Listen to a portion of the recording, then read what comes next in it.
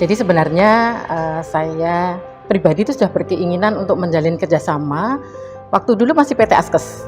Ya, zaman sebelum 2014 itu masih PT Askes. Saya waktu itu tahun 2011 pernah mengajukan untuk menjadi mitra.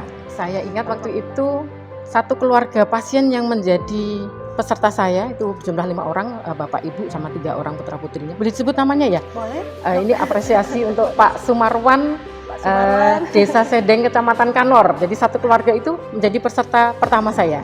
Dan alhamdulillah tahun 2023 ini berkesempatan kembali atas support dari BPJS cabang Bojonegoro dan juga Pak Ari ya terutama ya. Alhamdulillah bisa masuk nasional dan alhamdulillah bisa mendapatkan juara 1 dan dengan inovasi yang pertama elektronik rekam medik, yang kedua anak yatim berobat gratis, ini sesuai dengan transformasi mutu layanan JKN nih. Kemudian ada buku saku Prolaris. Fasilitas kesehatan tingkat pertama berkomitmen dalam peningkatan mutu pelayanan JKN tingkat nasional tahun 2023 kategori obat mandiri dokter. Juara pertama diserahkan oleh Direktur Utama BPJS Kesehatan kepada Dr. Vera Agustina Kabupaten Bojonegoro dan juga piala yang diserahkan oleh Bapak Ketua Dewan Pengawas BPJS Kesehatan. Kami persilakan.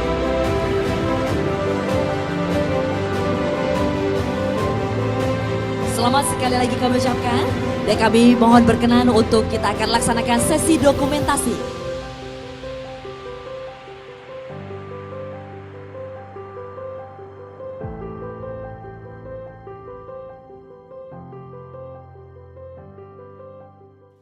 Hai Sobat Boys semuanya, berjumpa kembali dengan saya Mercy di Bincang JKN episode pertama dari kantor cabang BPJS Kesehatan Bojonegoro.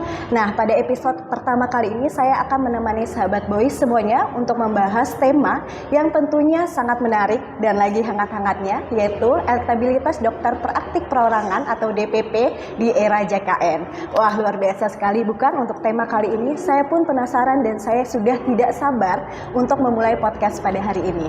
Nah, sebelum masuk ke Bincang JKN, tentunya Sahabat Boys di rumah masih banyak nih yang asing mengenai apa sih elektabilitas tersebut.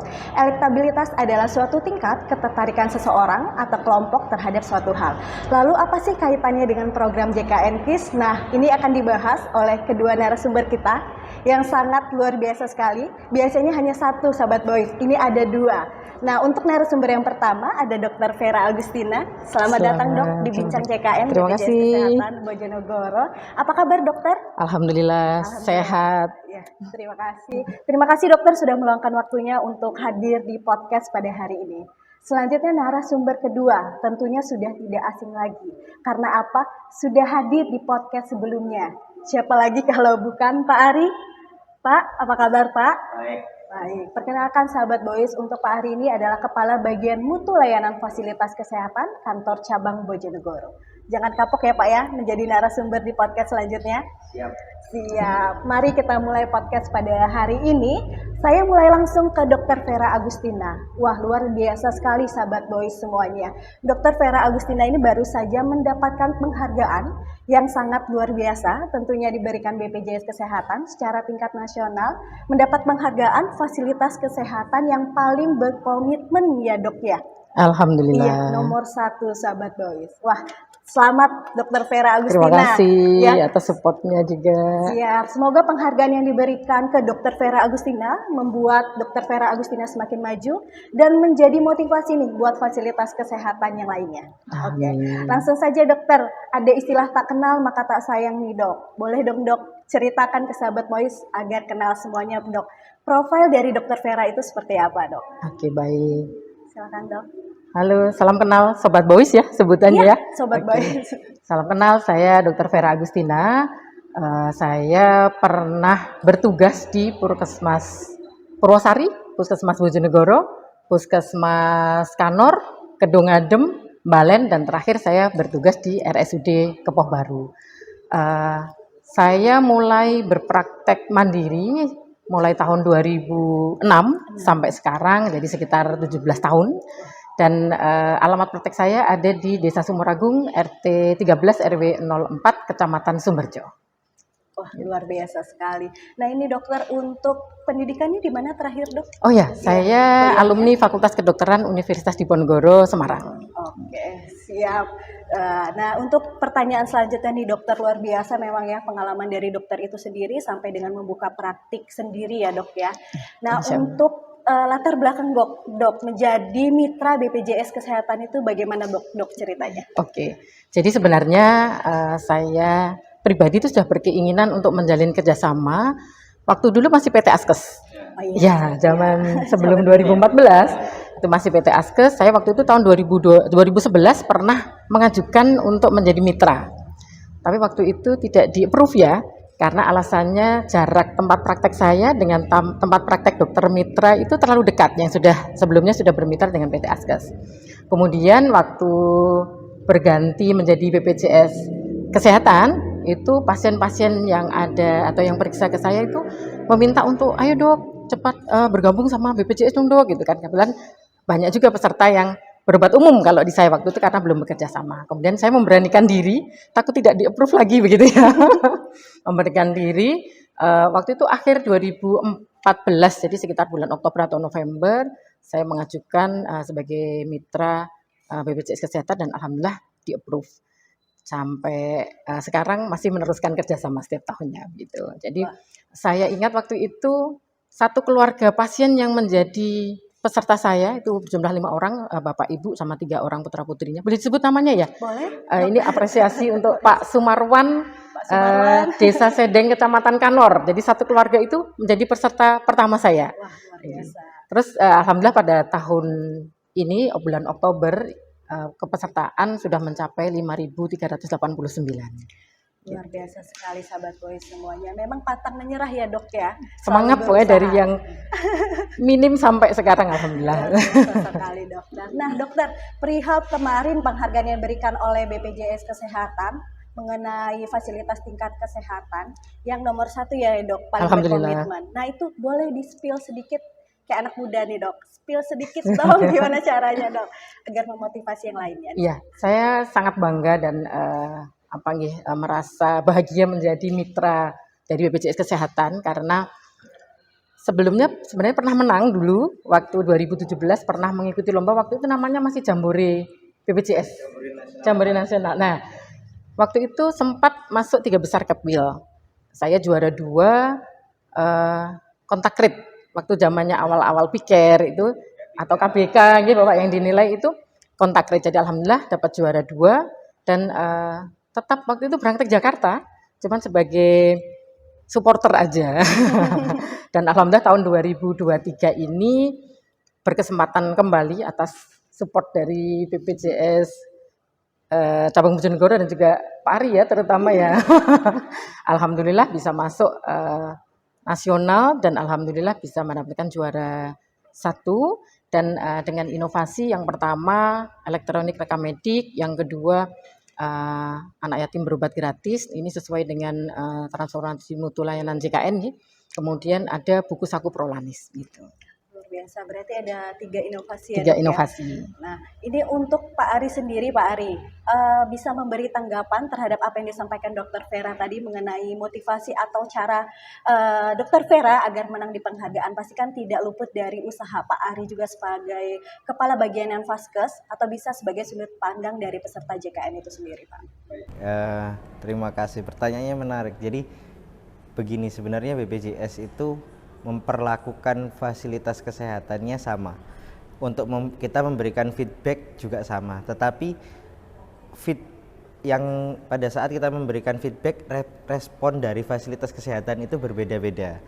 Nah, alhamdulillahnya Dr. Vera ini selalu pada waktu kita feedback, dok pencapaiannya ini kurang, itu selalu dilakukan perbaikan, dilakukan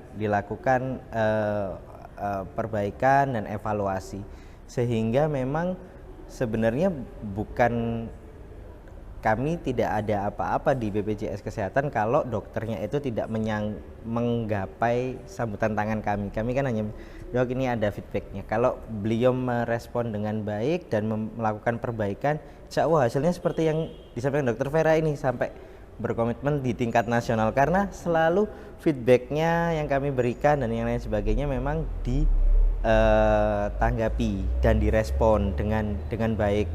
Itu sih kalau pendapat saya. Dan memang kalau dilihat dari capaian kepatuhan, nilai rekredensialing, antriannya, semuanya, dan hampir tidak pernah ada keluhan di Vaskesnya Dokter Vera gitu. Itu terbukti bukan hanya pada saat tidak ada keluhan karena tidak ada lapor, kita pun pernah menjadi petugas BPJS sebagai pasien ke sana mencoba pelayanannya juga tidak ada keluhan gitu loh, semuanya dilayani. Peserta dari luar wilayah juga dilayani. Begitu Mbak Mercy. Jadi memang sudah sesuai lah dengan itunya.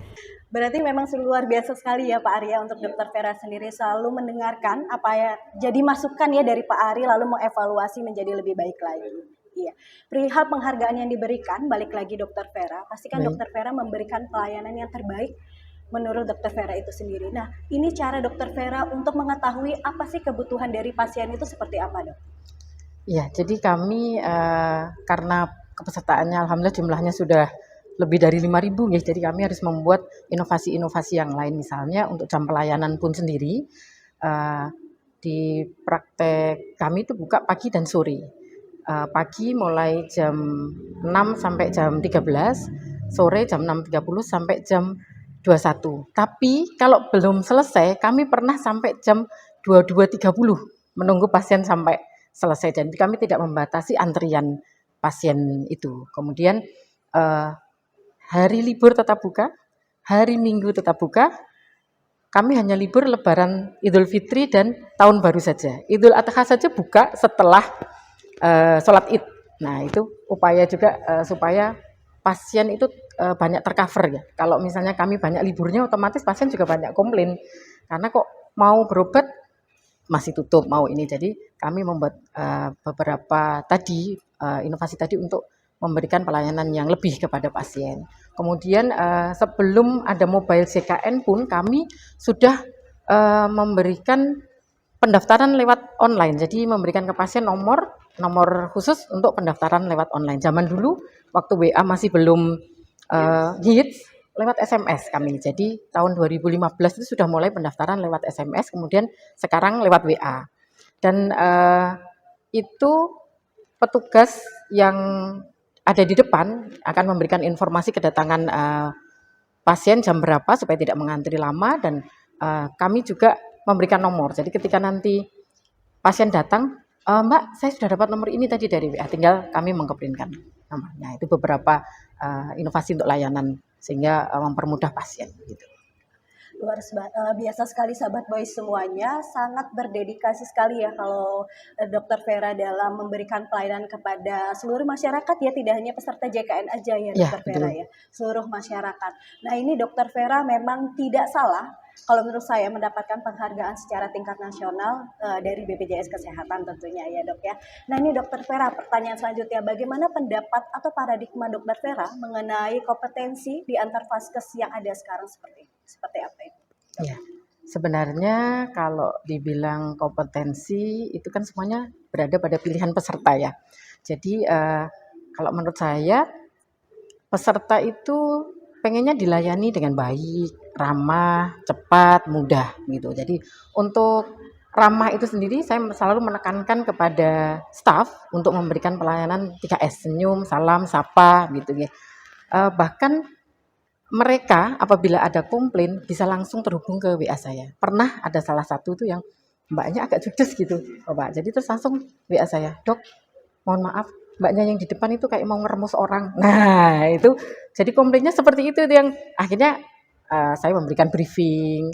Bahkan untuk intonasi pun ke pasien tidak boleh dengan intonasi tinggi, karena dengan intonasi yang berbeda itu akan membersihkan persepsi yang berbeda begitu. Kemudian untuk pelayanan cepat tadi sudah dengan WA, dengan antrian online ya, pasien mendaftar dulu. Kemudian kami juga ada elektronik rekam medik.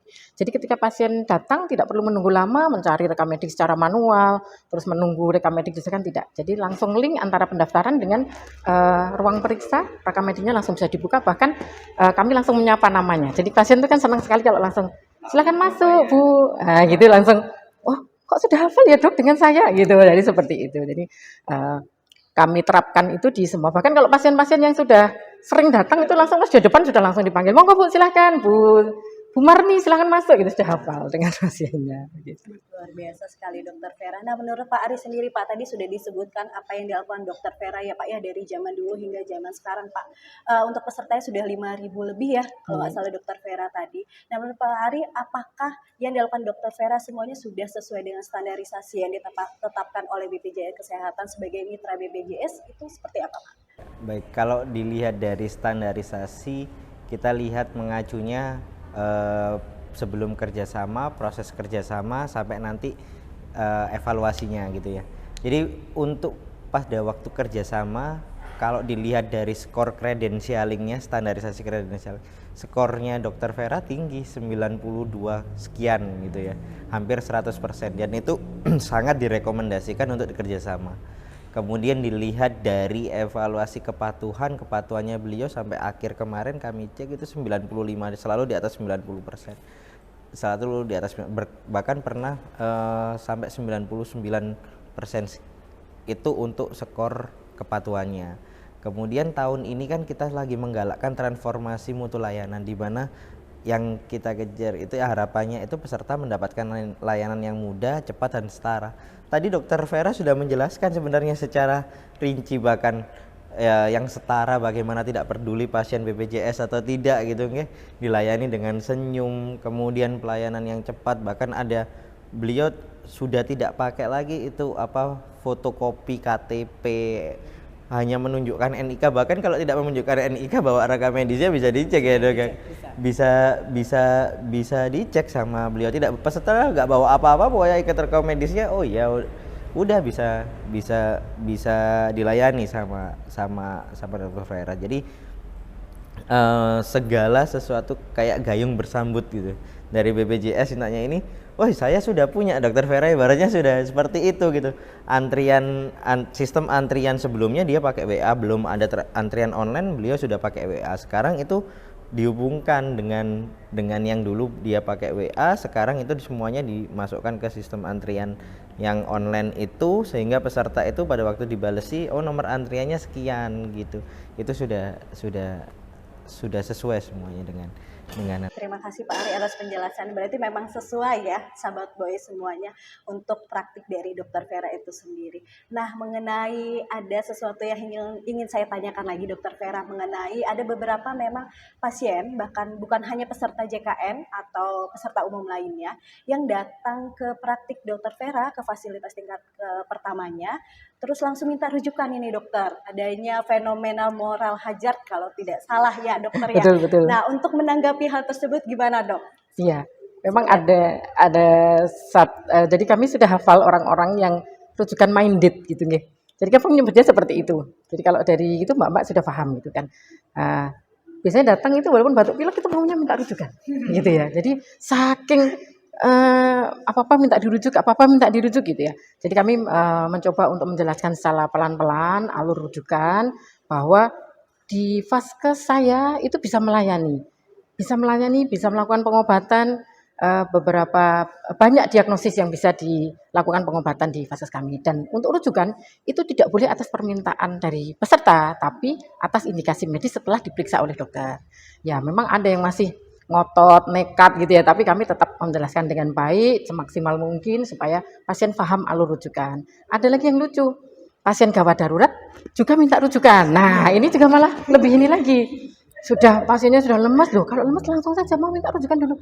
Prosedurnya tidak seperti itu Bapak Ibu. Jadi kalau untuk gawat darurat monggo silahkan di UGD dan kartunya bisa dipakai. Jadi ini ada yang lucu lagi juga, pasien hamil udah usia 9 bulan mendekati hari persalinan, minta rujukan buat jaga-jaga. Nah, ini juga perlu dijelaskan bahwa kalau untuk gawat darurat tidak perlu minta rujukan ke vaskes. Masa ya mau diempet, mau melahirkan, besok paginya mau minta rujukan, kan tidak seperti itu. Jadi kami jelaskan, alhamdulillah pasien sudah mulai paham sekarang untuk alur rujukannya bagaimana gitu. Berarti memang sudah paham, rata-rata memang sudah paham sih ya dok ya untuk mengenai rujukan. Betul, ya. betul. Terutama kalau misalkan kan di sini juga ada yang datang pesertanya, kadang kita berikan informasi juga kalau misalkan gawat darurnya nggak perlu pakai rujukan, Iya, gitu. Langsung aja ke UGD atau IGD terdekat. Betul, Itu ya. betul. Nah, pendapat Pak Ari gimana Pak mengenai moral hazard tersebut Pak? Baik. Kalau dari BPJS Kesehatan itu menjelaskan secara regulasi ya. Secara regulasi itu ada di Perpres 82 pasal 57 kalau nggak salah. Terkait dengan pelayanan yang tidak dijamin. Itu di pasal 57 itu ayat 1A kalau nggak salah, sebutkan yang tidak sesuai dengan ketentuan gitu ya. Pelayanan kesehatan yang tidak dijamin sesuai dengan yang tidak sesuai dengan ketentuan peraturan perundang-undangan. Di mana dijelaskan di pasal berikutnya, pasal 2 yang disebut yang tidak sesuai itu salah satunya adalah rujukan atas permintaan sendiri. Nah, yang seperti tadi. Jadi sebenarnya secara regulasi jelas bahwa rujukan atas permintaan sendiri itu tidak bisa dijamin gitu kan. Itu sudah jelas, dan memang kalau dari BPJS pun pada saat ada peserta yang mengeluh saya kok susah mendapatkan rujukan gini-gini, kami juga tidak akan langsung mentegur dokternya bahwa dokternya yang salah, dan tidak, kami akan membantu menjelaskan kepada FKTP bahwa memang rujukan itu tidak boleh diminta, tetapi rujukan itu diberikan atas indikasi medis. Indikasi medisnya apa dirujuk? Karena ada kompetensi-kompetensi yang harusnya bisa selesai di FKTP dan ada selesai yang ada di FKRTL. Itu sudah ada ketentuannya masing-masing. Dan kemudian kalau terkait dengan bagaimana peserta yang datang tiba-tiba marah-marah gitu nggih. Tiba-tiba marah-marah dan minta itu. Memang begini, sistem pembayaran kita itu kan kapitasi. Sistem pembayarannya kapitasi, artinya fasilitas kesehatan kayak yang Dokter Vera itu sudah kenal loh orang-orang yang minta rujukan itu ini. Jadi sistem kapitasi itu yang pertama sebagai indikator untuk KBK-nya itu adalah first contact ngedoknya.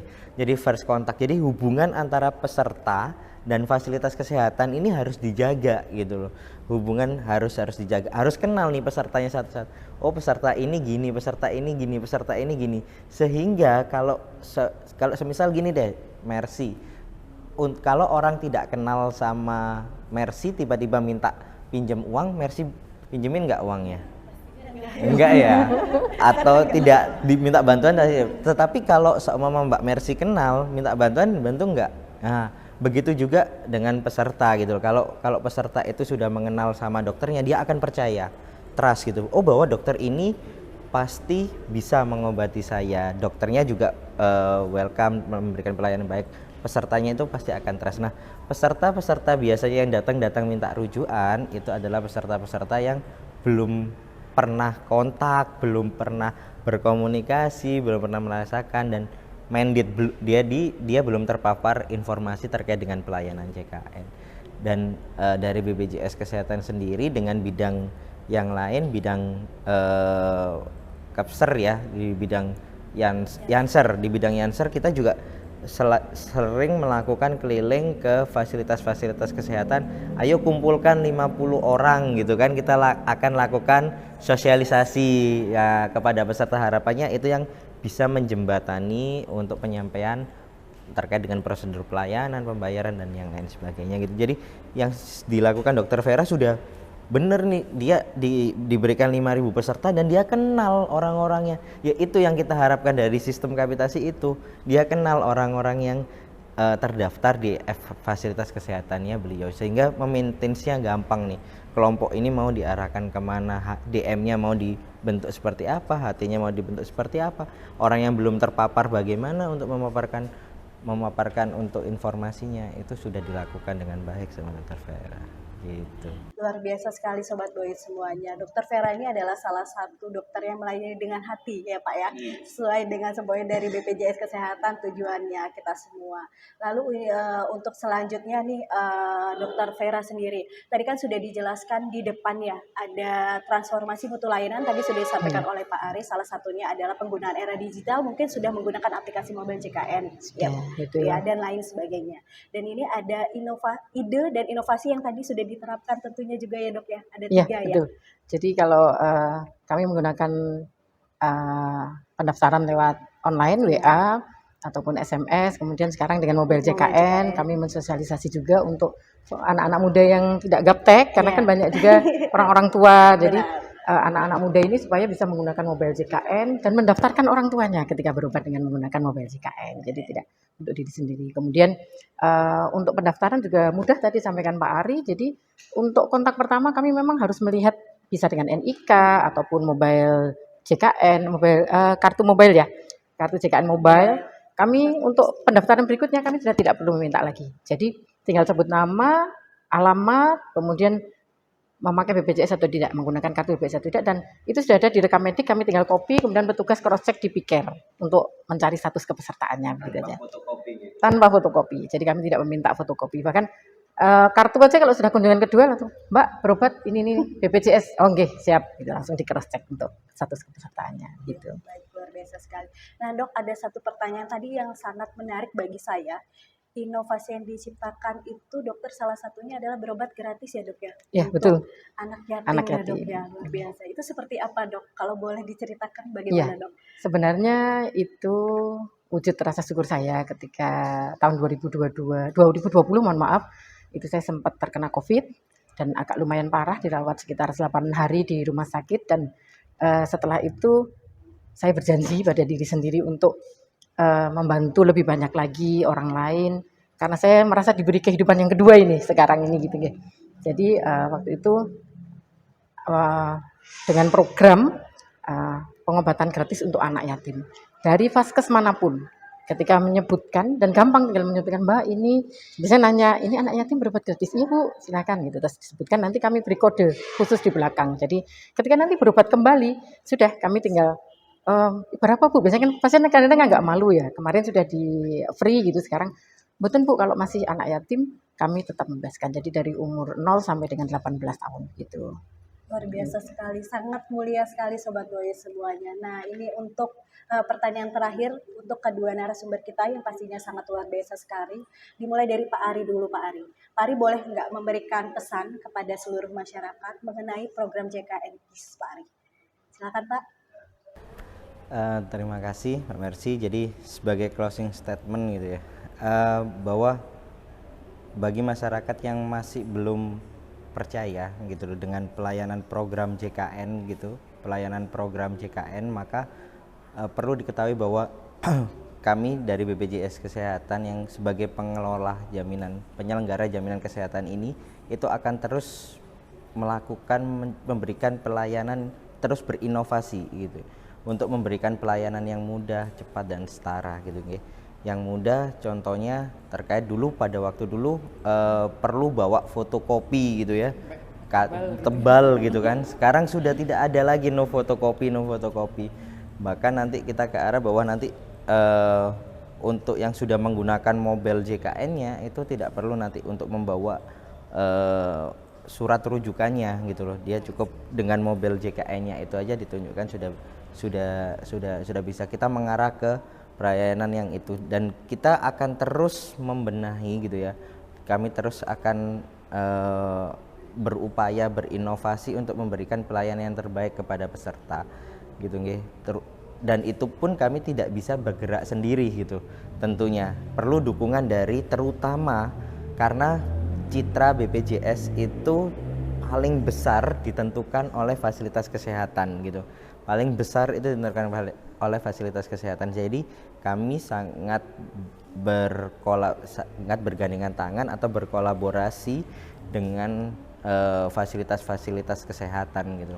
Karena mereka lah yang berterima kasih kepada fasilitas kesehatan, karena mereka lah yang memberikan pelayanan. Baik buruknya pelayanan itu terletak kepada fasilitas kesehatan itu. Jadi sebisa mungkin kami akan memberikan masukan kepada fasilitas-fasilitas kesehatan, dan Bapak Ibu sekalian peserta JKN KIS gitu ya, dan Sobat Boys sekalian, kanal-kanal pelayanan, kanal-kanal penyampaian informasi, keluhan dan yang lain sebagainya itu sudah cukup luas, baik melalui kontak langsung maupun di kontak tidak langsung di beberapa kanal penyampaian informasi. Jadi silakan berikan masukan apapun kepada kami.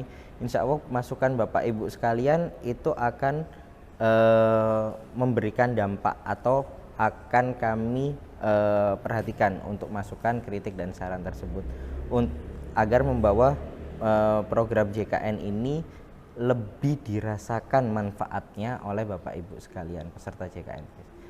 Mungkin itu saja Mbak Mercy dari saya, dan ingat bahwa pelayanan JKN itu pelayanan apapun, baik pelayanan JKN atau pelayanan yang lainnya pun selalu ada syarat ketentuan yang berlaku untuk menggunakan. Syaratnya yang pertama adalah kartunya aktif, gitu kan?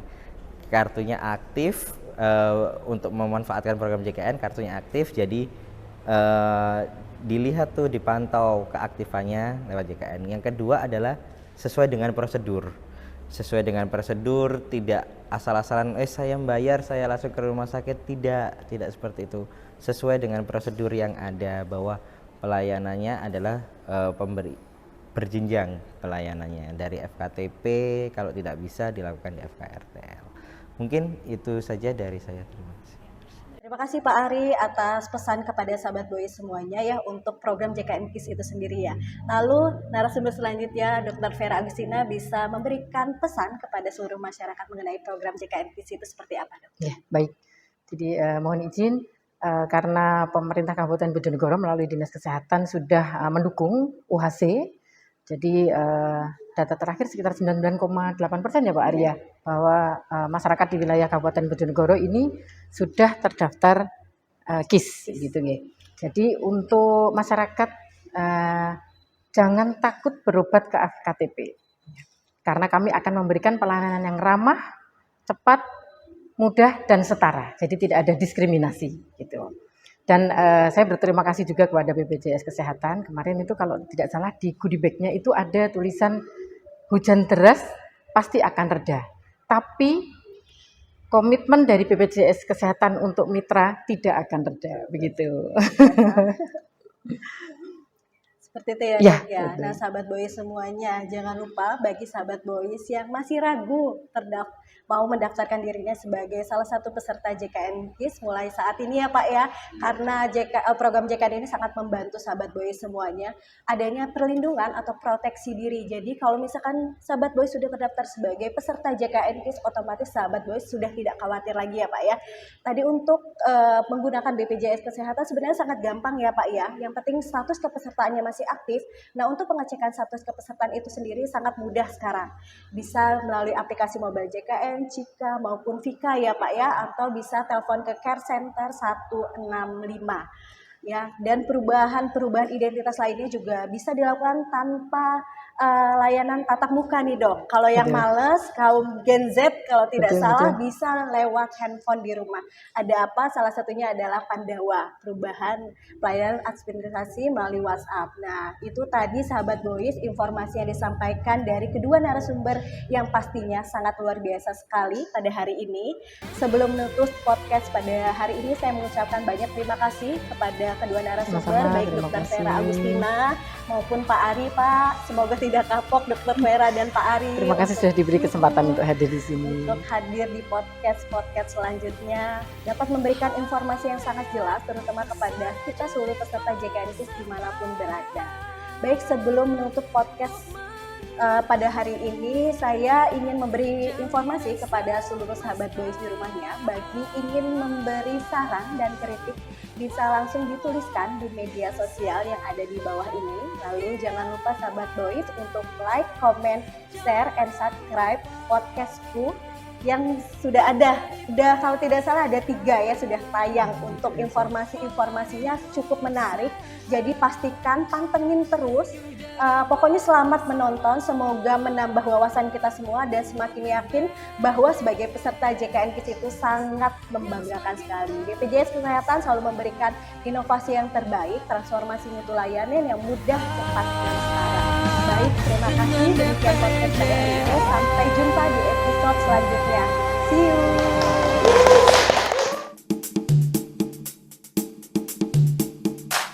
Sobat Boy semuanya, perkenalkan nama saya Mercy. Kali ini di Bincang JKN episode pertama, saya akan menemani